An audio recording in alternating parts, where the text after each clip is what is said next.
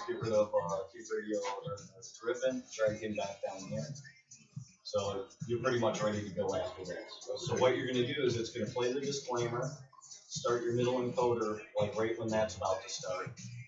Then it's going to play your intro. And while it's playing the intro, switch that guy over to manual. And then when you hit the lock talk, I let it play a little bit more, and then I hit that button, and it'll fade out the rest of it. All right. Bobby's mic needs to be turned on. Number 7. Right there.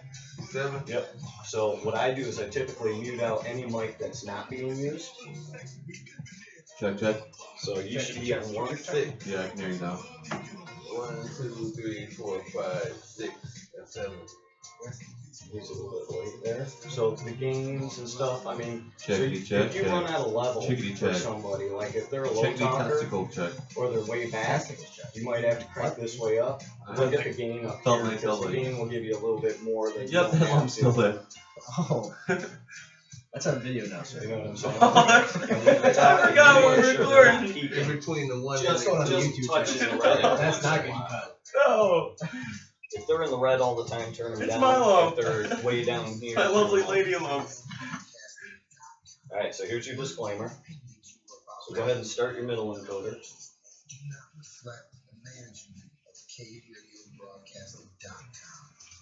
No. So now this starts. Switch that guy to manual. I hope everybody knows that I did this whole beat via nope, not yet. Wait until you're ready to go. Let the intro go. Who you messing? And then he does the talking and everything. And then after the talking part is over, then you know, as it's coming to the end, you start doing a 5, 4, 3, and then you kick the mics on and fade the rest of it out. Right, so when I do the 5, 4, 3, I'm going to hit lock mic, and then I'm going to hit this right here. Yep. Now fade out the rest. It'll like jump to the end of the track and fade it out. Okay, so do that when it's like 10 seconds left? No, wait until after his talking. Oh, okay, okay. So, I don't know what's going to be up here. That's the only problem with this. So you want all this to play. Okay. Hi, YouTube.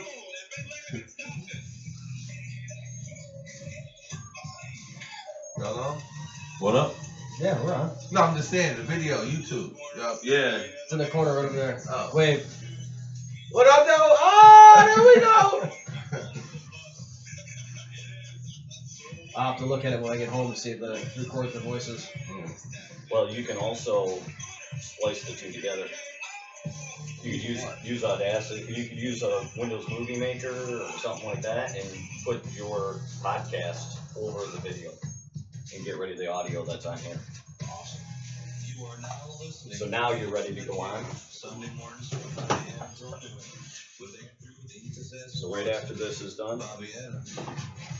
Right after this is done.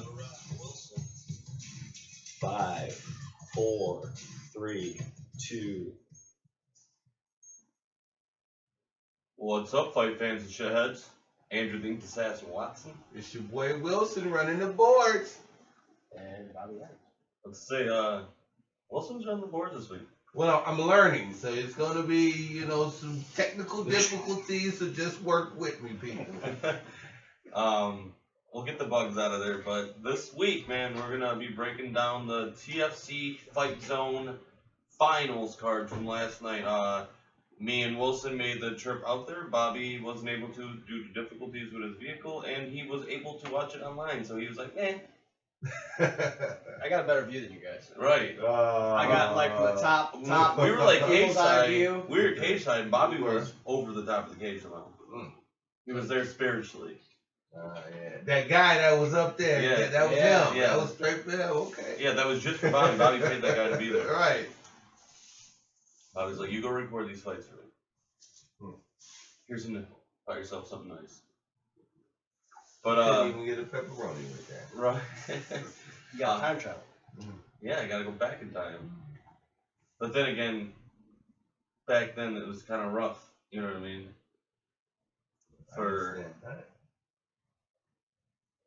Yeah, you're on video. You're on video now, so people can see what's going on. That's why I love this. All right. Oh, they didn't see everything. I'm back here hidden kind of from Me too. From the interweb. We are starting a YouTube channel now. Yeah, we're actually recording live right now. the interweb is all around us, watching us. I don't like it. Big Brother. Conspiracy theories. Aliens, 9/11. Everything has to do with it. We're gonna break down the TFC fight card from last night. Last night we, basically got all the championship interviews except for the main event. Bobby, I know, don't fucking harass me over it. The only interview. The strangest finish. Strangest finish I've seen in a while. Nobody knew what happened. No. All he started screaming, ah! They're like, it was funny, dude, because the ref walked in, or whoever, I forget who the ref was, Darren? Yeah, sure. Somebody walked up and was like, "You're okay?" He's like, "No, I'm fucking not!" Ah! Just starts like It was screaming. there, and I know he yelled at Todd to get away. Yeah, Times. yeah. When they walked over to Todd and apologized, it was like, no, I'm just asking, get away so the benefit of staff. Yeah, it was funny, dude. He was like, "You're right." And Josh was just screaming. Josh was screaming at the top of his lungs. He's like, "No, I'm fucking not!" And all you heard was like, "Wah!" I was like, "Oh god, let's get out of here."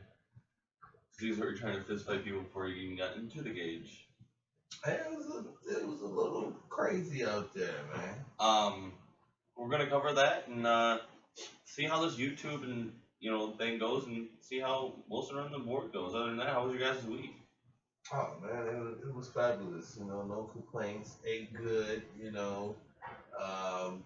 Family was over. I'm usually going everywhere else. This time they came over to my house, so good showing. Basement flooded, but we got it snaked and everything just in time. That Thursday morning, actually, sun burnt the pies. Had to stop at Bob Evans and grab an apple pie and some banana bread. Shout out to Bob Evans.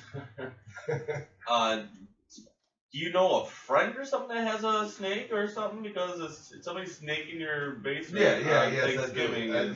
Yes, I do. I want to say you got lucky there. Yes, I do. Was it Big Easy? No, I got family that gets down, so appreciate you, cuz.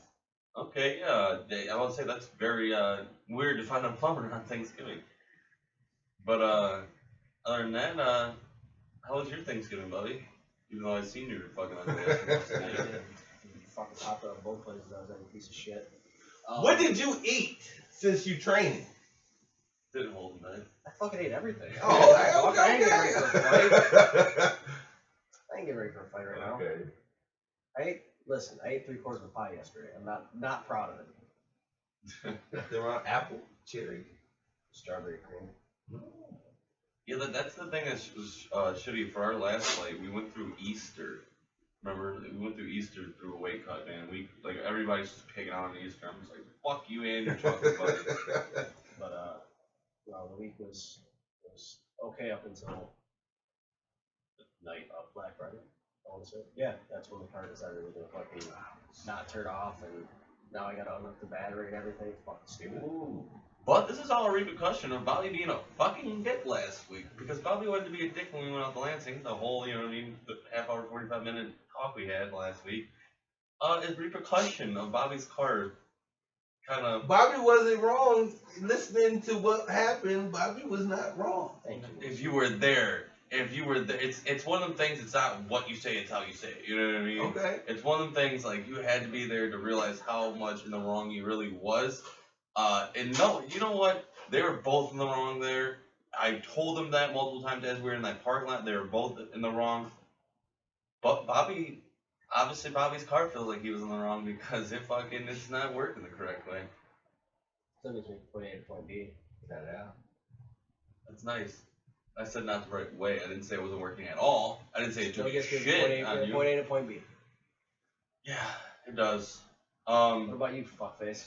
Man, I went to Turkey Coma like 3 times on Thursday. I went 3 different places, and dude, after I left Grandma and Grandpa's, I was already feeling it, dude. Like, I'm gonna narc you out right now. Like, I gotta take a nap or something. So we went over to Taylor's family's house. I sat there on the couch, man, just basically like sleeping for a minute. And then went over to Donald's and ate some more, but fuck, dude. I woke up, I was supposed to work Friday. Thankfully it was raining. Because I woke up and texted my boss like, yo, what's the plan for today?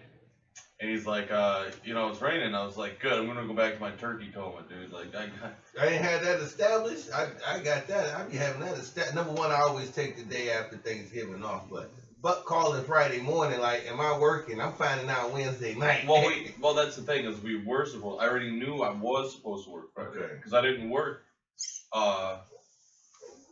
Tuesday because we went on Monday. And that's when all the fucking snow was still on the ground. And we realized that, you know, if the snow's not melted on Tuesday, it's not even worth coming in because the snow's just getting in our way to work. Right. So I had Tuesday off, and then Wednesday, the boss, you know, had a family trip. He left Wednesday, Thursday. We were supposed to work Friday. Friday ended up, you know, being shitty, so we didn't work then. And then yesterday I woke up and I didn't see anything from the boss yet, still about work. And I was like, fuck it, I'll just, you know. So I basically had a whole week of vacation again. But it was nice, man, to sit there and relax. I got to spend a lot of quality time with Lila, and the, you know, the puppy and Taylor and everything. And but Thanksgiving was amazing, dude. I can't even count. I literally ate like 3 whole. I'm talking about whole plates of desserts alone. What did you cook? Well, nothing. That was a great thing. You contributed nothing, Bobby. I brought 2 pies. 5 2 liters of pop. You contributed. You just brought an appetite. Fuck. He brought an appetite and like 5 big ass plates home. Oh, dude, yeah, I was say I took plates. So you just didn't grab it. You just should have grabbed an aluminum foil pan and just went to people's houses just like that. Bro, trick or treat. There at the first house I was at my grandparents. I looked at everybody and there was this pumpkin pie, but it had like crumbs on top of it and pecans. It was the best pie ever. And I literally cut one slice out. My grandma was like, "Oh, is that all you're gonna have?" I said, "No, this is all I'm leaving for everybody. Like, everybody can have this one piece to split. I'm taking the rest of the fucking pie. This is mine now." It was great. It wasn't like your traditional pecan pie. It was pecans. It was great. But dude, I don't even know where my appetite came from Thursday, but I couldn't stop eating. Not barely. I barely even did that day. I was just so focused on stuffing my fucking face. That's all I wanted to do, and I accomplished. Dude, as I said, I ate easily 2 plates of regular food at the first house, and then a whole plate of dessert. Second house, I kind of took it easy. Didn't really, you know, had some deviled eggs, a little bit of ham, whatever. Got to my brother's, and oh my god. Thankfully, he finally got a fucking girlfriend because that woman can cook. All right. I mean, I've never been like, you know, happy about like I've never. Did you eat that mac and cheese? Oh yeah. Well, you ate a whole fucking tub of mayonnaise. I don't care. It was great. That was some great mac and cheese, bro. Whole tub of mayonnaise. All I have to say. It was a great mac and cheese. It was the best mac and cheese I've ever tasted. I don't care how much mayonnaise was in it. I don't care how much mayonnaise was in it. Okay. Taylor was even like, "Can we go by your brother's and grab some fucking leftovers?" And I was like, "No, I wish." Right. But I'm if he's listening, Boom Boom, you did good, bro. She can cook. Keep her. At least for the holidays. You know what's funny is that since me and Taylor we got the new house, we have we've had little barbecues and shit, here and there.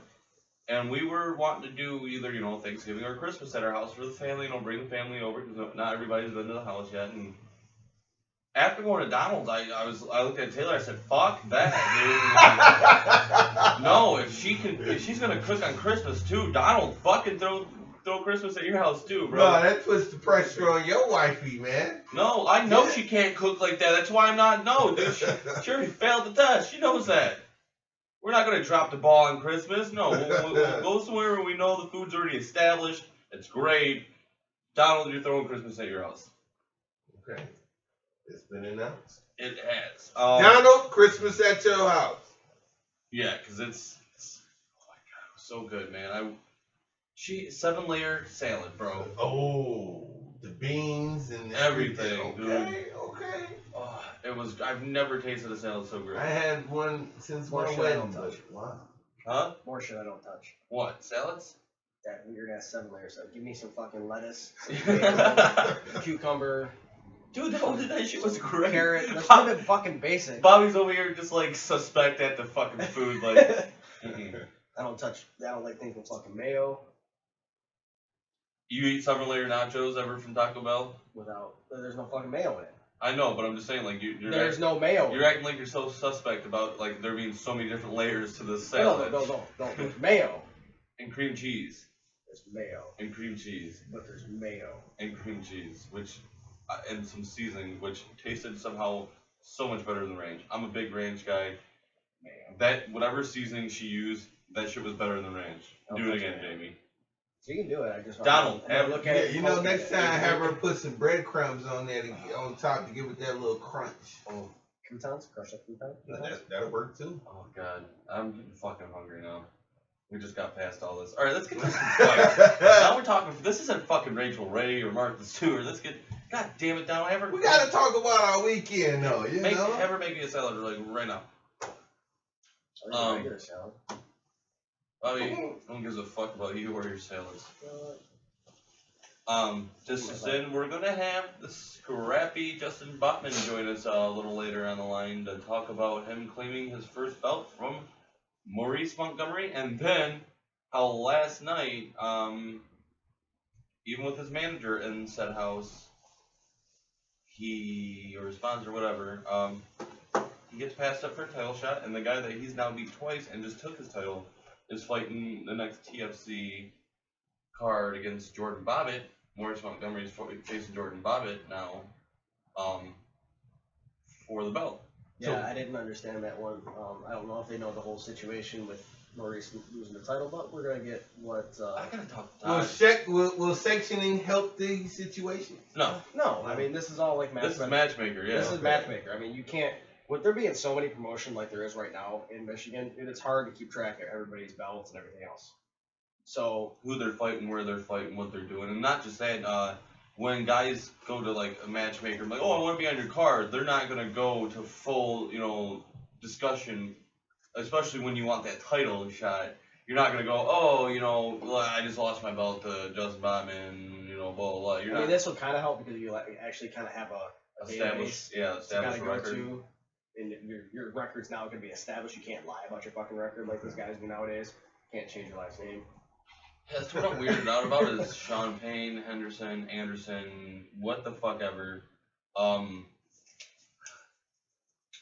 I know that he didn't have a winning record back at Masters of Combat.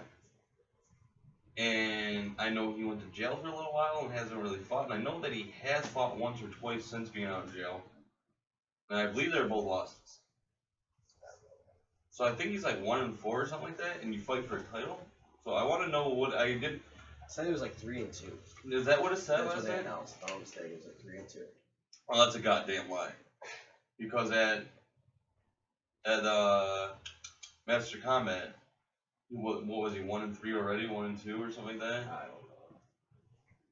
Which is bullshit. You haven't won any fights unless you got in a couple fights in jail. Became somebody's bitch. But yeah. Talk some fights. Yeah, let's break down this fight card real quick, and then we're gonna play these interviews for you. The first fight of the night. Hold on. Let me. Anthony Terwilliger versus Jordan Lash. Let me. 135 pounds. Let me pull this up. Yeah. Jordan Lash came out. And did nothing. And did nothing. But this fight, when these guys were coming out, dude, Jordan looked almost childish. Oh yeah, he looked like he was young, very young. He looked like a young, like a kid. He looked young as hell. But most of these guys fighting lately have been like that. They came out swinging, man. Terwilliger was making his Emmy debut, and he's actually fighting out of the great Hoist Gracie AOM. Yeah. The Hoist Gracie Academy out in Southgate. So I mean, he comes from a good camp. Yeah, a lot of them. I start seeing more of these guys pop up more and more. For a while there, Brandon McLaughlin was like one of the only guys I seen fighting and representing that gym. And last night, I know it's because it's down by that area that gym is, but last night those guys from Hoist Gracie AOM brought it, dude. There was only one loss on that card, and that was Jesse Lee Pierce. But they came out swinging, dude, and Tony went to get a takedown and kind of got stuck in a deep guillotine for a second. to the point where he finally popped his head out, and he was He like, defended it good though. yeah. He pushed down on the elbow. He had good defense. And you've seen that from a couple of the guys from that gym, Hoist Gracie AOM. They whenever they were even throwing submission attempts towards their way, they easily defended. And they most of these guys even themselves came back to submit the guy themselves, but they got out, he got out of the guillotine and just laid into him, man. He passed guard easily. Easy. It was an easy guard pass. And just started raining down punches, man. Yeah. And just to really there, just he overpowered, he overmatched me. He was too good. His high school wrestling background also came into play. They were saying that he wrestled in high school. Well, so you get a couple more. I did. Bobby gets a couple more facts and stuff like that. Because he listened to the commentary last night, so he got the little cheat sheet. Asshole. You were live, man. You were live. Especially with David Gomez being one of the guys over there at Hoist Gracie OM, and he's being the commentator, so he knows more about these guys than not. You asshole. What's up? You son You of a didn't think I knew? You didn't think I fucking planned this out? You son of a You didn't think I planned this shit out? I may have had a broken fucking car, but I planned this shit out. I was like, I'm gonna use this to my advantage. You're a piece of shit. But yeah, man, that fight was actually, it was a good match. What was it? What was it? 244 into the first round. Something like that. I didn't write down. 214. 214, yeah. Sure. Yeah, that's what I've written down. Stoppage in the first round, man. They, you could have went to the second round. Thankfully, it didn't. A lot of the fights finished early last night. Yeah, it was great. Quick fight until the end, towards the end of the night. Then something seemed to like start dragging out. But that usually happens in your championship fights. You get two evenly matched guys. Crickets everywhere. Yeah, it started off that way anyway. The next fight was Shane Flannery versus Lorenzo Banks. Okay. Shane made his debut. I knew Shane was gonna lose right off rip. Because. And here's the thing: is the sanctioning and shit like this. He doesn't. If you look at his gym, is going to help get rid of guys like Shane Flannery. He doesn't have a real gym trained by Chris Chalk. Yeah, Chris Chalk doesn't train anywhere. Chris Chalk, if I'm not mistaken, just fights. And not just that, he can no longer fight anymore. He just had to have surgery last week. He broke his orbital bone in a fight. Now. Was that the kickboxing match against Marjan Flowers? No, it was actually he fought in AFC last week against somebody else. It might have been the Marjan Flowers fight. What's the difference between training in the gym, or unless you have a Chris Wyndham in your garage? Who cares? First off, there's no fucking Chris Wyndmans in garages or Wymans in garages. Wyman, that's what I meant. Rich Franklin got his started training in his garage. But here's the thing. But look at it this way. Once he started fighting real people that train, once the sport started evolving. Once the sport started evolving, he was already in another gym. I'm saying when Rich first got his start, he was out of the garage. Just saying. He watched videotapes and trained. That's all I'm saying. But not everybody can do it. But no. Rich is a fucking freak athlete. Rich is a very smart person. Rich Franklin's one of the brightest fucking minds in MMA right now, or previously. But here's the thing. Let's say you go and you train in your garage. You're gonna pick up bad habits. You're gonna pick up bad habits like dropping your hands. Now, when you're in the gym, your coach can point out those bad habits and stop you from doing that. There's also the sparring factor and having guys push you every single day. Having guys like I have at Fuse. Right, I didn't go this week because of work. You've got guys like Bobby Dash, Josh Bruckner, and Marco Smolin. They're constantly pushing you, and your coaches are constantly pushing you. So you have that sense of competition in the gym that helps you get ready for the fight. It makes you better not just at the technicality of everything. Yeah, you have to be on point with everything. I mean, if you're doing something wrong, the guy can point it out and say, hey, pick your arm up just a little bit. So that way your shoulder is not blocking your chin when you're throwing your jab out. I mean, just little things like that. Shane even came out trying to guard like this. This is how he held his hands throughout the fight. Now, see, that's what I'm saying. See, he didn't train himself. He had somebody in the garage with him. Supposedly, those are just guys. He probably trained like a week for that fight. You know what I mean? Dude, I'll be honest. When I first started fighting, that's what I trained in a basement or in the garage with my buddies, dude. That's what the fuck I did. And I can tell you, the technical aspect of the fighting was not, because you had no professional. I had no real coach saying this is what you're doing, beating it into your fucking. They beat that shit in your head in the gym, dude. You drill constantly. Drilling constantly. And when you're in a basement with your buddies, you're mainly just wrestling and sparring. Right, but I'm saying, what's the difference between... You don't put in a real training camp. You can't. There's no way in your basement you're putting in a real training camp, dude. I would train... Because you don't have the right person. Exactly. But if I had John Bones Jones training me in my garage... Stop being an asshole, get out of your garage, and come to Greg Jackson. Okay. Because he himself isn't even a coach. He's a fighter. He has a coach. He would tell you. He has multiple coaches. These championship fighters, they know better than just listen to themselves. Granted, I'm just everybody saying, thinks they can listen to their own head. I just can't believe he just comes into an event just based off his homies. I just can't believe that he came into a ring like that. Welcome to amateur fighting. That's even if that's his homie. That could be, hey, I don't have anybody to corner me. You might corner me. No, it was. That's sloppy. I've seen shit like that happen. Chris Chalk is his boy. Is it? Yeah, it's his boy for a fact. And that's the thing is like your boy may have had a belt and everything, but look back at his fights, man. Chris Chalk is a mediocre fighter. He's not somebody that I can already see what happened. Oh, damn, boy, how you get into that shit? Dog, train with me, I'll get you a fight.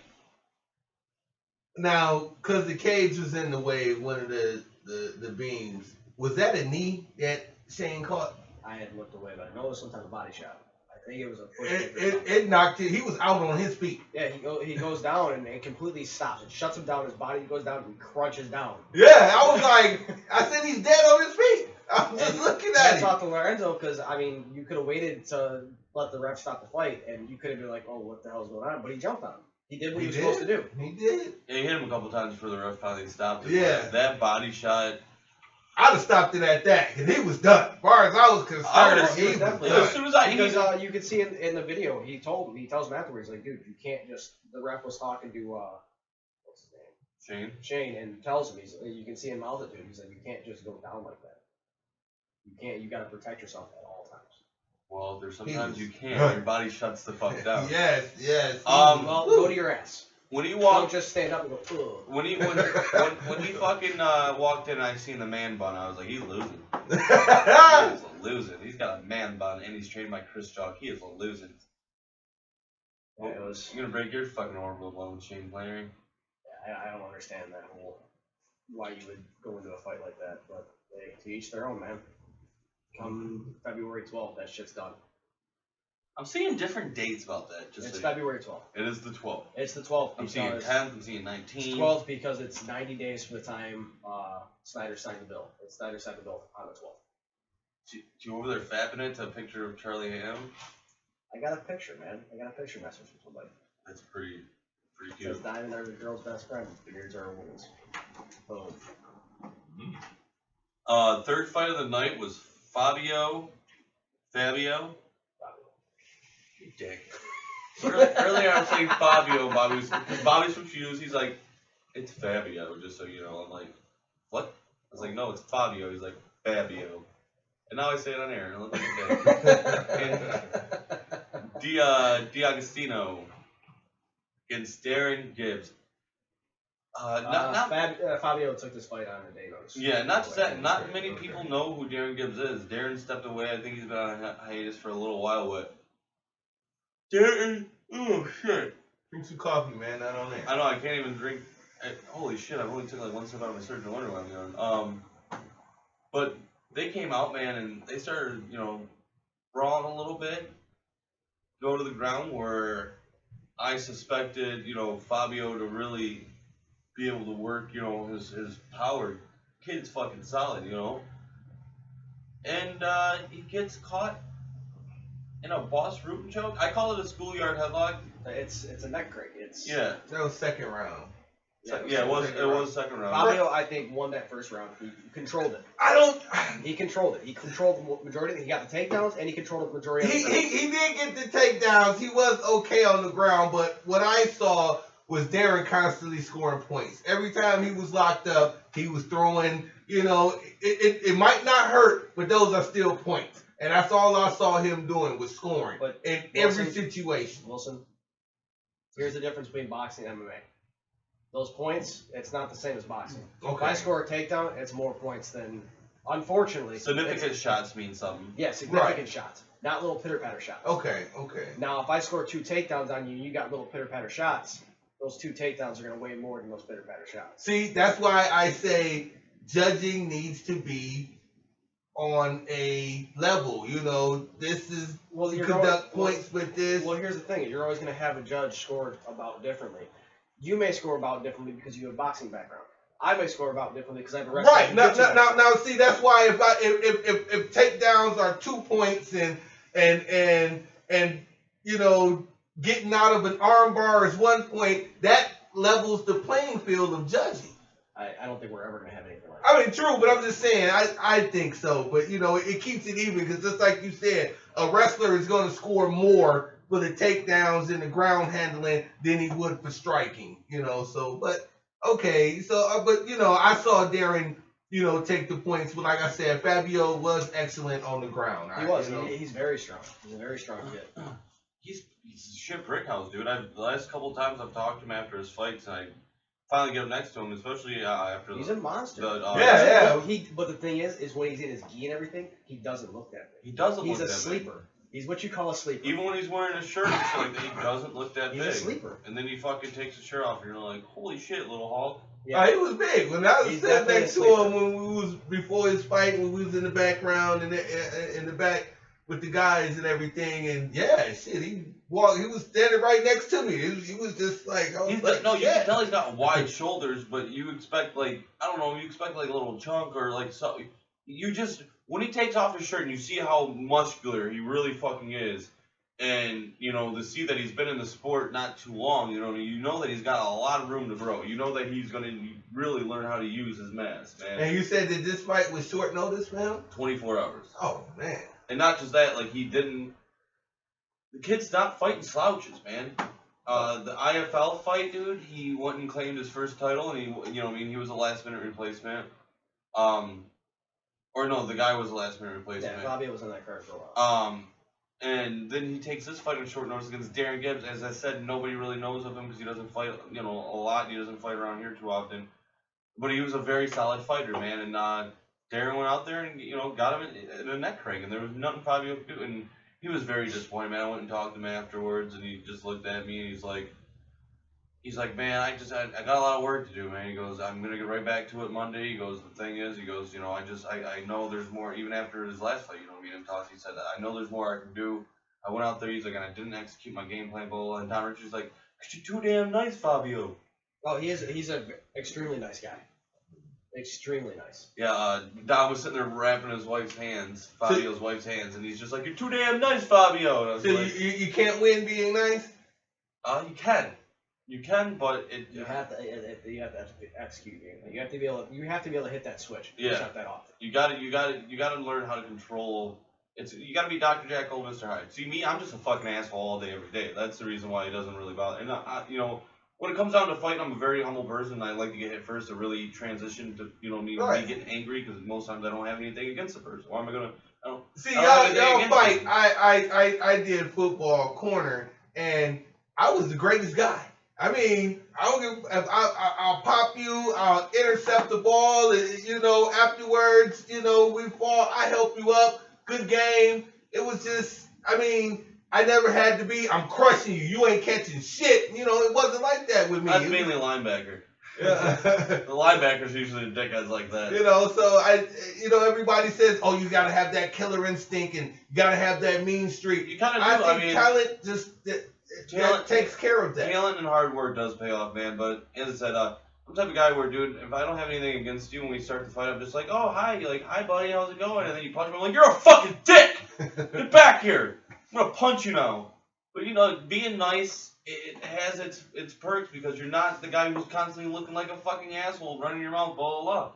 But once you step into the cage, you gotta realize that being nice isn't gonna pay off here. This is where you don't have to run your fucking mouth, but you gotta fucking bite down on your mouth guard, dude. Get out there and fucking get ready to throw some fucking fists. Being nice is, if you're too nice of a guy, this is not the fucking sport. That's what. Now, after the once that cage door closes, until the bell rings and the ref stops the fight. Once the ref stops the fight, go back to being who you are. Go back.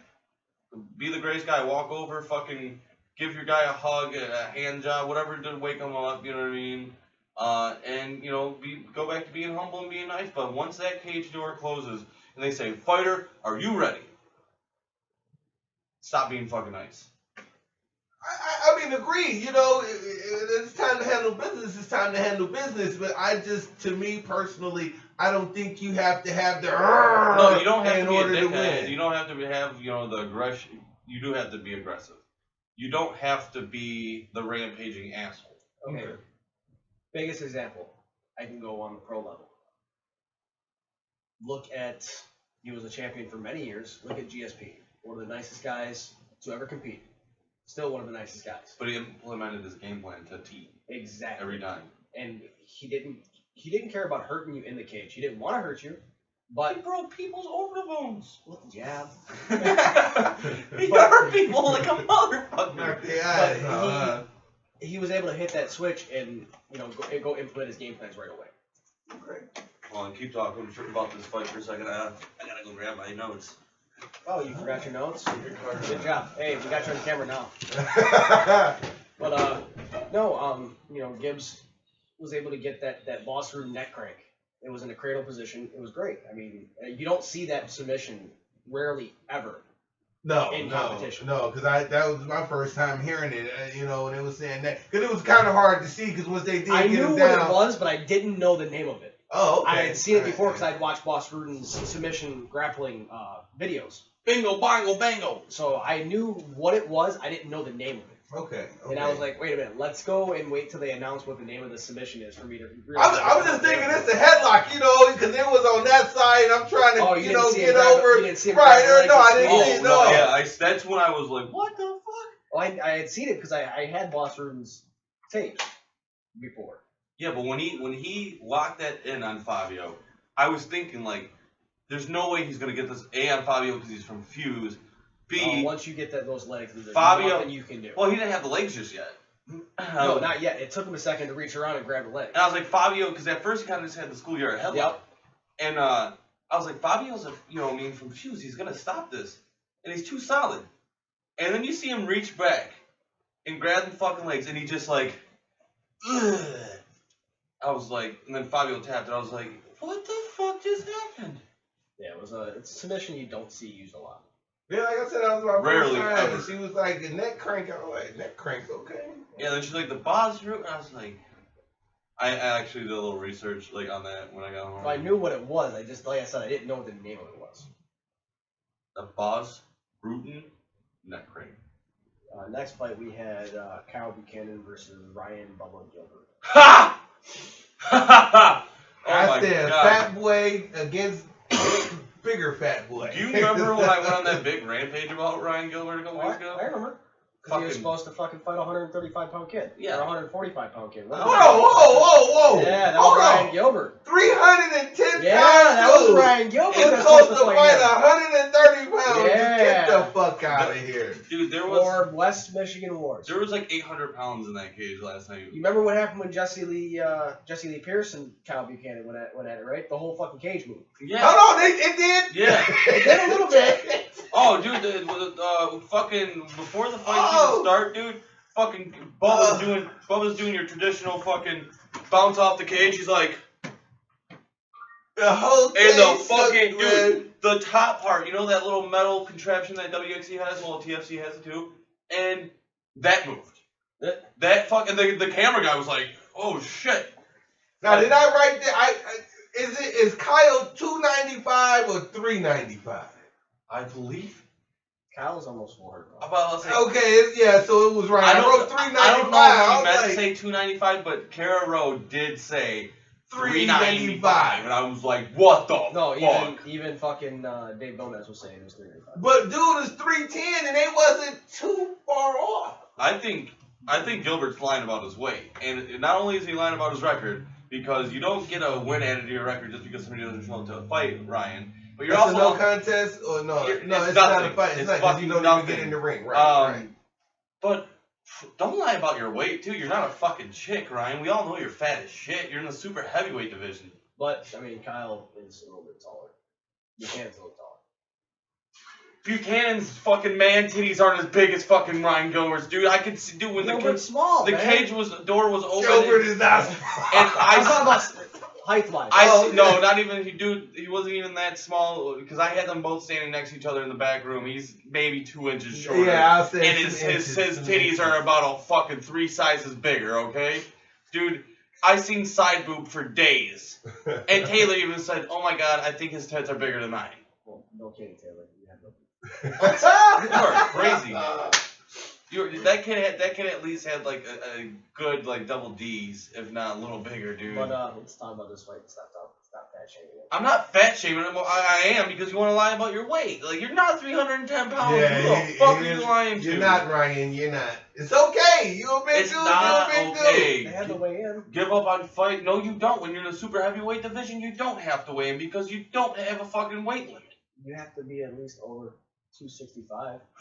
Okay, if one of the motherfuckers told me that they were 265 fucking pounds, I would smack them. No, there's no way. Just saying, you should have that on record. The one guy was 395. There's no way, dude. He'd have to lose a whole knee just to be 265, dude. A whole one of us. Yeah. He'd have to lose a whole fucking person to be a heavyweight, dude. I'm just saying. It's okay, Ryan. It's okay. No, it's not. You're retired. Give up on life. Yeah, but I'm sorry, don't give up on life, Ryan, but for real, quit fighting, dude. You're bad for the sport. And guys like you are gonna be getting rid of once this whole thing kicks into effect, man. I don't have a problem, you know what I mean, with fighters and stuff like that. I just have a problem with guys like him who try to pick and choose their fights and they still can't win them. Every single one of his losses happen the same way. He goes out there, talks a lot of shit, acts tough, gets hit, goes down. It lasts like 30 seconds. Something. Traded a little bit, and Kyle called him a big right hand and just dropped him. He didn't really trade it, dude. That's the thing I hate. Some of them guys like that are, geez, why are you fucking, what is this? what did he? What is this? Did he catch it with a left? What are those? The left took him out. What are those? I don't know. They were just big meat hammers. It was, but it was quick. Well, Kyle It was a 1, 2, 3, 4, 5, and down. The punch that landed on Ryan from Kyle was even kind of like you know what I mean? He was throwing and he kind of was like getting hit, and it was one of them like leaning back and just throwing it, and he fucking just caught him, dude, and he just went down, and that's when the fucking cage shook, because then Kyle just was like, get over here, and ran and jumped on top of him, dude, and fucking was just pounding on him, dude. Yeah, I gave him the beat down. And then in typical Ryan Gilbert fashion, he sat there and cried in his corner. You can't be too disappointed when every single fight ends the same way, Ryan. You know what he is? Yeah, because Ryan he was at the time 2-4-1. He was 1-4-1. He was 1-4-1. Hold on. He had a belt. You know how he got that belt? His opponent didn't show up. Somebody the last not TFC. showing up, and that he put that as a win on his record. You can't Oh, do that. sanction's gonna clear all that shit up. But Fuck, I'm like, yeah. how he has a belt? Oh, dude, he walked out of the cage all proud with it, looking mean as shit, and then fucking got knocked out like a teddy bear. It was awesome. That's how he got his belt. Wow. It was 2-4-1. You get a belt. 1-4-1. Now he's 1-5-1. Then we, fucking. All right, we'll move on for this. I can't even continue to talk. But we do have an interview with Kyle. We do have an interview with Kyle that you will be hearing here momentarily once we finish the rest of these fights. Great humble guy. You look forward to really seeing him compete further into the super heavyweight division. Maybe one day he can get down to heavyweight, hopefully. hopefully we never see Ryan Gilbert fight again. Then we went to it says intermission. We did go into intermission right there. We went to intermission. And then we came back with the Jesse Pierce and David Ratliff. Everybody. Fight of the night. David Ratliff really impressed me Second last fight of the night, night. man. Yeah, he was able to. The only thing I say that David needed to do, he needed to have more killer instinct, because he had Jesse Lee Pierce hurt quite often. Oh yeah. And he would hit him, piece him up with 4 or 5 punches, and And then back. stop. I love that. And stop and admire his work. I think he was rested. No, he was winded after that first round. I saw the so to me, I thought he was winded, and I thought he did what he was supposed to do against the big guy. Go in, strike, and back out and rest. The interview I got with him, you guys also hear, we also got the interview with David. He said his game plan was stick and move because of He did it. Jesse's coming down from. Actually, Jesse's last fight was against Kyle Buchanan. At super heavyweight. At super heavyweight. He gave Kyle Buchanan his only loss. So Kyle Buchanan is now 7-1. That one loss coming to. Not 7-1. He's 4-1. I thought he was 6-0. No. Kyle Buchanan when he fought Jesse. Oh, he was 3-0. Right. And Jesse was 5-0. Okay, that's what it was. I got the record mixed. But now Kyle's 4-1. His only loss coming to Jesse Pierce, and Jesse Pierce, he lost like 90 pounds to come down to heavyweight. He weighed at like 240. That's awesome. That's amazing in the amount of time. It was only like what, 4 or 5 months? A couple months ago, back in July. Yeah, so that's hats off to you, Jesse. That's a big accomplishment right there. And not to say David worked his game plan because Jesse is from that Hoist Gracie, and you even seen it last fight between Kyle Buchanan and Jesse. But Jesse has a very strong ground game. He has a strong ground game, but he only implemented it in the first round. Yeah, and that's what you could say. I could see David being a little tired after the first round because he did implement that in the first round. But it was too late. But then he came out with some kicks too. The leg kicks were. In the second round, now that was hurting David. Yeah. But because David had to switch his stances a few times. But then he tried to implement it, but David kept on, moving his foot back. He was able to time those leg kicks. Started checking a couple of them there. And I don't know what was going through in Jesse's head, but he needed to take David down. And he didn't shoot at all. Not until he was going for it more in the 4th and 5th round, but it was too late. There was a time or two where he tried to. David executed a sprawl very nicely. Not even he just kind of backed up and he kind of hit him with a nice punch or two, dude. And I think that's what scared Jesse, is that he didn't want to get. He felt the power of David because, as you said, David had him hurt often. From the second round on. He dropped him and everything multiple times, dude. I think Jesse respected that power and was worried about getting knocked out, especially because what happened in David's last fight. The kid went to go shoot for a takedown. Fucking David threw that. Not even David's last fight though. 2 fights ago. 2 fights ago. If that might have been more fights. David threw a his last fight at TFC. Yeah, threw a nice head kick and knocked the guy the fuck out. And he probably remembers that. You know what I mean? Like, I'm not getting knocked out like that. Yeah, but you know what? If somebody's piecing you up on the feet, you got to go for broke. Yeah. Jesse looked scared. After the 3rd round, I saw what I thought was the fear on his face. Although Jesse had a decent 4th round, which was his best round, and just out of respect, I threw it as a toss-up, as a tie. But I did kind of give David winning, all the rounds. But 4th round, it was slow, but a lot of Jesse's jabs landed and everything. He was declared. I gave David 4 out of 5 rounds. Yeah, I gave Jesse the first round. You gave Jesse the first? I gave takedown and everything else like that. Okay, I gave him the 4 only. He did take home. David Ratliff did take home the victory. Took home the heavyweight state championship belt via decision at the in there. He won it. And then we moved on over to the girl fights. Karen Glover versus Aliska D'Agostino. Yeah. You missed that fight because you was doing the interview. I was doing an interview, with David Ratliff at the time, and I did miss the fight, but I watched the fight this morning on Facebook. It was D'Agostino came out aggressive. Yes. Aggressive. The only thing I could say is she pulled her punches on that first exchange, but then she calmed down. They circled in the center, and she caught Karen with a beautiful right hand that snapped Karen's head back and then swarmed on her. Yeah. And completely outmatched Karen. Now with the quickness. Oh, it was fantastic.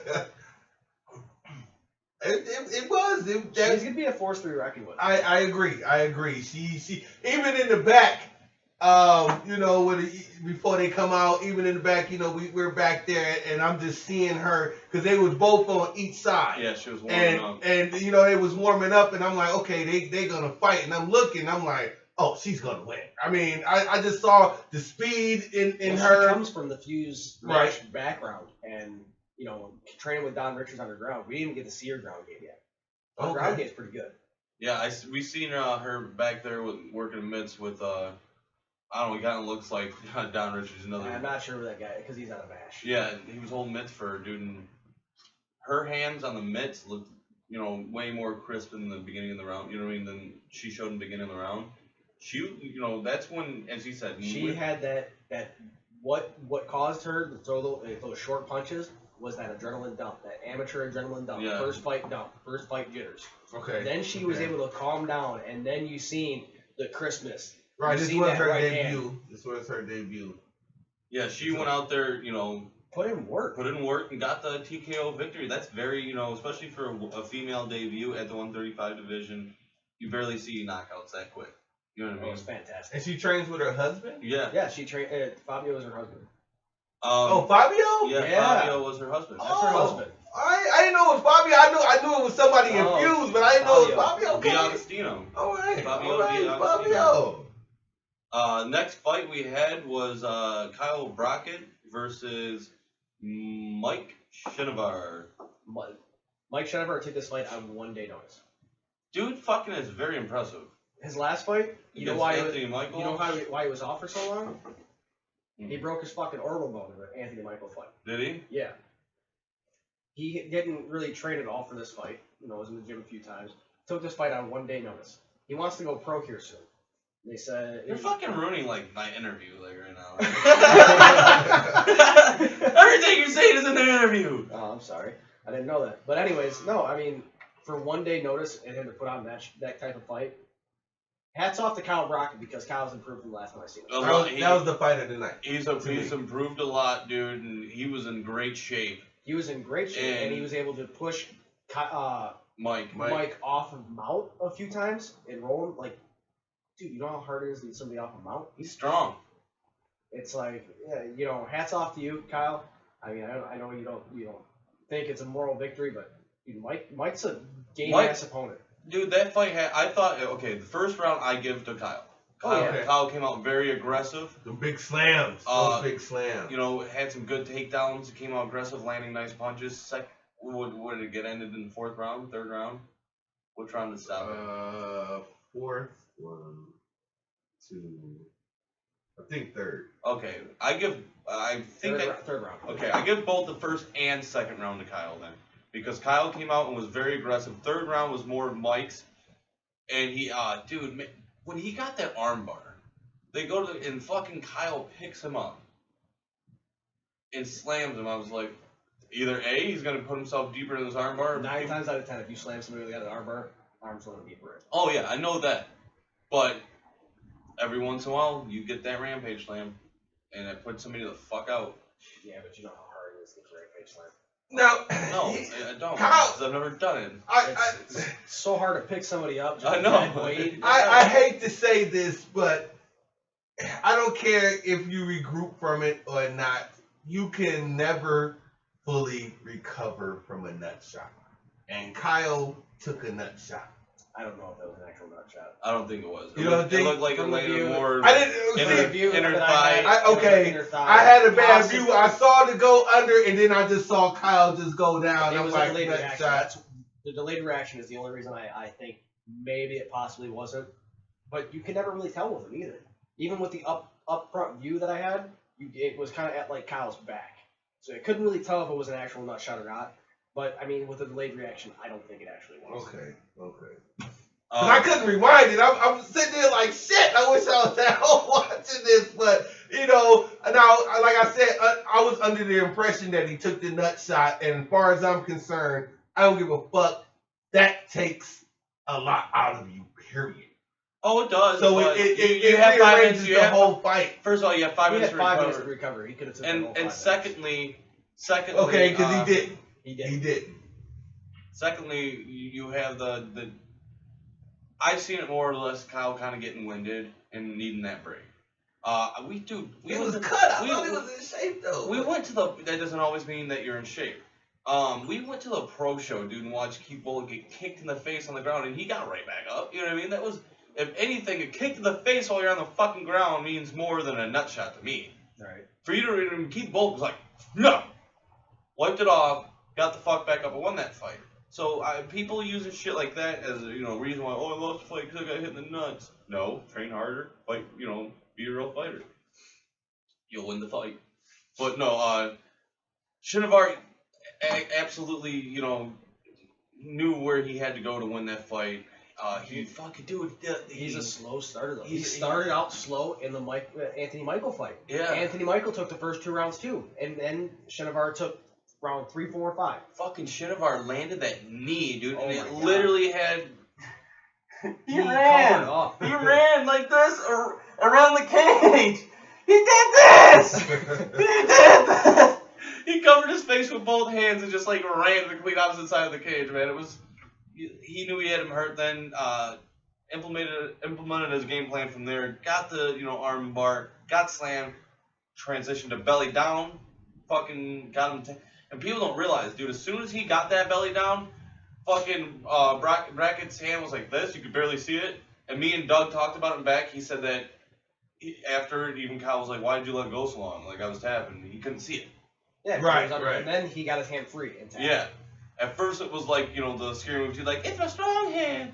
Like that's what he's kind of doing. And then he finally started getting the big ones in, and Doug finally seen it. But me and Shinovar were talking in the back, and Doug walked up after the interview and was like, dude, well, yeah, he was tapping a lot longer. He talked to me, asked me why I let it go. He goes, and I didn't mean to, I didn't see it. It was deep. So, but hats off, Doug's a great ref, man. Oh, he's one of the best refs in the state. And once again, I saw Kyle with poor sportsmanship. Oh, he dude, did it at Masters of Combat too. We were talking about that, dude. He almost walked out of the cage again. He did. Well, he was held back, because by his team, his coach. Right, so he can go in. You know how they hold up the weight, because Yeah. he didn't want to do that. They was going on over there. Man was like, no. His team went over there to hug Mike, good fight. You know what I'm saying? Dude just sat in the corner. As soon as he raised his hand, the winner's hand, he just jetted. I was like, damn. Yeah, he was out before Mike even got his hand raised. Josh Riley had to hold him back just so that he could even sit there while that happened. Because he tried, as soon as the fight ended, he tried to walk out. Yeah, and then once they were about to raise Mike's hand, he was already off the damn camera. Yeah, he walked right out of the cage, man. I don't. This is right here. I've said this before about him. He shows potential, but he's got a shitty fucking attitude. He does, and you're fighting for. And that's gonna hurt. You're fighting for one of the premier amateur organizations out here right now. You're fighting for a belt. Act like you're supposed to be there. You know what I mean? Act like state championship. Right, state championship. So if you're fighting for a state championship, whatever, even if you lose, you're a contender. You're supposed to be held in a champion, form. Act like a fucking champion. Dude, you put on an awesome fight. He did. It was fight of the night, dude. It was fight of the night. Correct. That was a great fucking fight, man. A really good fight for him. Next up, we had Chase Keebler and Jarrett. All right, now Chase is from Fuse. Bobby's been telling me about this kid, and I told him from the day I started at Fuse, watch out for Chase. Chase is awesome. I've never heard of him. Never, even when I seen him at first, I was like. And he trained with a friend of Andrew's, Dan Nichols. I hate to say this, don't crush me, but that, even watching everything, that was one of the sloppiest fights I've ever seen. You didn't watch. You need to go back and you need to watch the replay, because if you watch the way Chase glided in with every punch he had, he glided in with the right hand, glided in with the left hook. You don't see that a lot. I see him land some good ones. Watch the way Chase fought.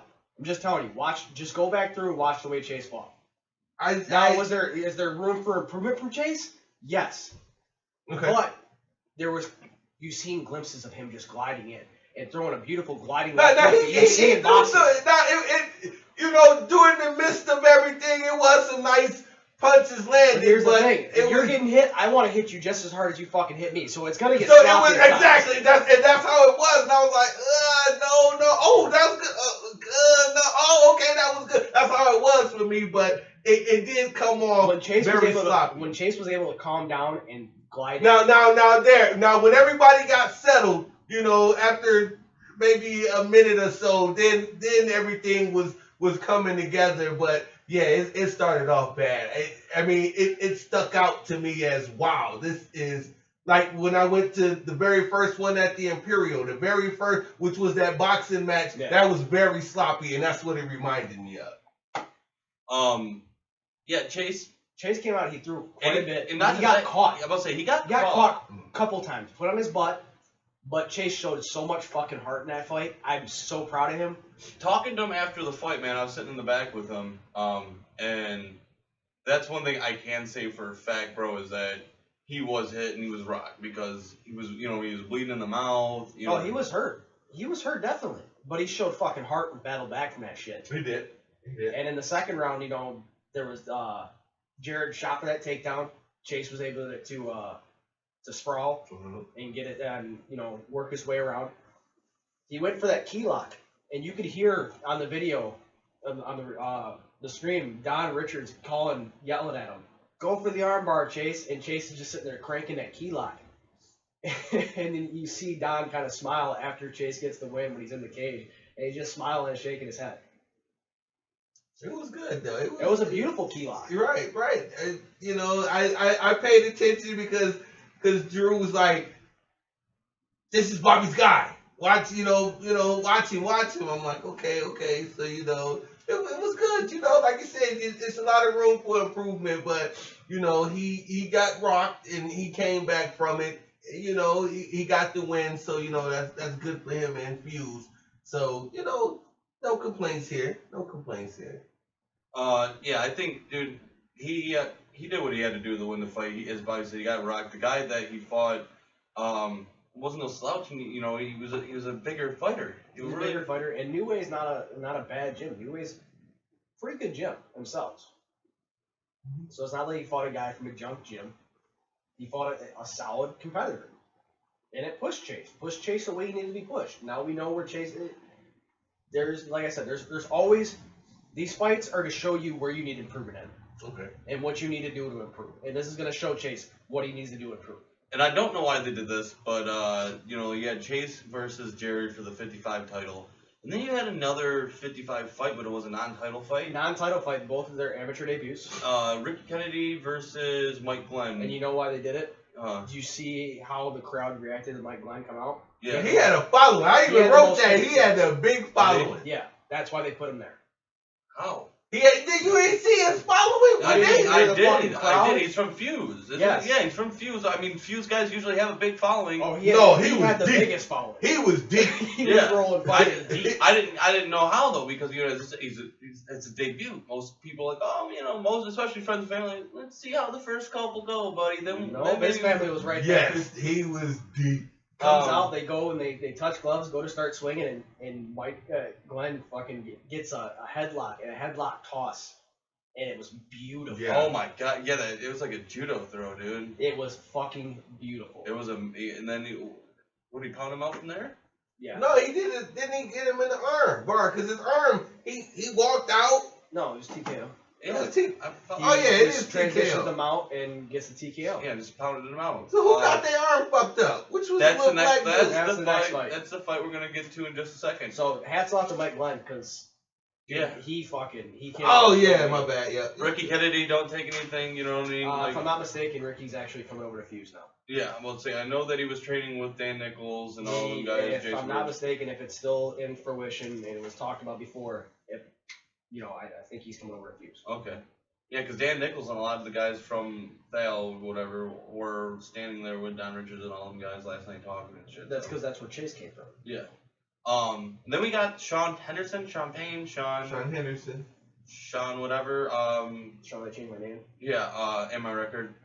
Fighting Jordan Bobbitt, young kid, 17 years old, dude. And He had no. Jedi. Yeah. At first, Sean came out and started throwing some, shots and stuff like that. Started strong. Started real He was strong. able to stuff Jordan's first takedown attempt. Yeah. Mm-hmm. Shrugged him right off, and I was like, wow. Evidently, he's been putting some work in the gym. They came out, and Jordan, for being such a young kid, has true potential, man. Oh man, he's got the sky's the limit for him. He continues to train and puts the dedication that he has now. We watched him fight Michael Thigpen last TFC event, and he ground and pounded the shit out. Pounded the. Remember that? He was just like, fuck. Dude, he was going crazy. Then he won at Prison City Fight League. Yeah. He won there, and now he just claimed his first amateur title. Great, my hat goes off to that young man, dude. First round armbar. Yeah. Yes. I mean, showing the work of Gracie Jiu-Jitsu. And showing that he's improving every single time. And he's sky's the limit for this kid, man. He continues to put the work in and put the dedication that he is showing right now. Sky's the limit for him. Wait till you hear our interview, which we're going to play next. We're going to cover this last fight real quick, and then we're going to cut to the break and go to our interviews with Kyle Pian, David Ratliff, and all these other champions from last night. He's one of them kids where in school, he said, in life, he just felt, kind of weak, kind of, like the outsider. And he said this fighting and training and, doing what he's doing now has been such a big confidence boost, and it's helped him, become a stronger person. Hold on. That's the guy we interviewed? Huh? What's that? That's not the dude we interviewed. What are you talking about? Who lost all that weight and became a fighter? No. He's from Denver, Colorado. Right. And the last fight of the night was Todd Gray versus Josh Riley. We're gonna come back after break, and I'm gonna talk about a little certain things. What happened afterwards? That happened before the fight? Before the fight. But the fight itself was weird. Yeah. Josh scored a takedown on Todd, and Todd rolled.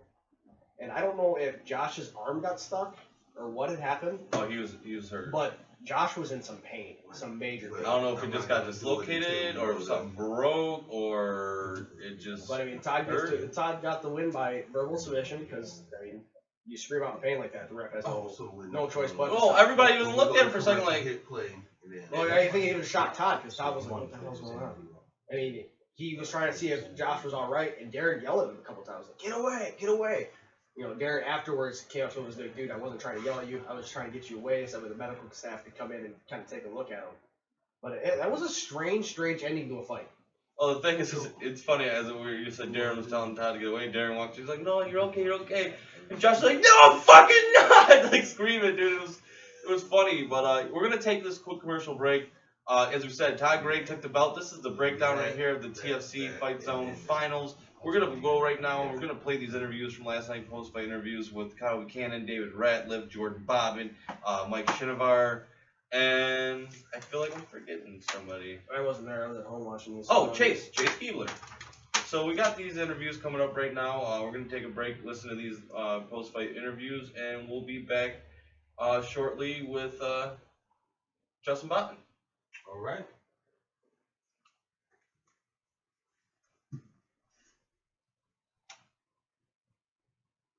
Put the air right there. There you go. So as long as, even if you can't hear it, as long as that's bouncing, you're broadcasting. Another thing that can happen is this gets muted. Now, how you know that muted? Yeah, it's down here. Oh, okay. But because I see it popped in right here too.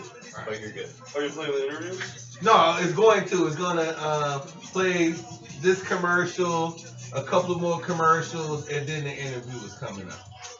And you can split it too. A lot of times I like to split it up. we, So I don't do like back-to-back commercials. A lot of times I'll go like that. I'll split them up. So like, we got somebody calling in at like 10 or 11:35. when Oh, somebody that's calls not gonna in, make it then. That's what I'm Because saying.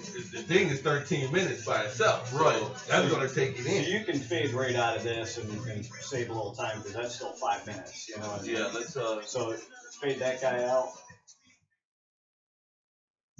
Go into the commercial, and then right after this, a minute, it'll go to the interview. So we're just going to be on hold for like 5-10 minutes. Just tell them, So if somebody calls in, gonna look like this. Tomatoes, they are all bright and red. Juice, Agro Hydro. Listen, quit trying to figure out what Agro can answer quickly. Stop in and talk to professional growers. These guys have the best customer service, the highest quality product. Downriver's largest gardening and advanced hydro superstore. Agro Hydro. 3535. So while you're sitting here, they'll just pop up as a little window, like that. So you just hit the OK, and then yo. Hey, stop in. Tell them K3. So you just answer that. If you had more than one person calling in and you want to have multiple people on the line, the answer button is real big. But if you click that, you'll drop the current call and take that one. Underneath it, it says add to conversation, real small. So that way you can have multiple people in on the same chat and not drop anybody. And that's something, I don't know if you guys have ever been part of a show where multiple people call in, then you drop a caller. That's why it happens, because the big green answer button's sitting there and you want to click that. But if you want to keep the person on the line, it's real small underneath it to like add to group. Alright.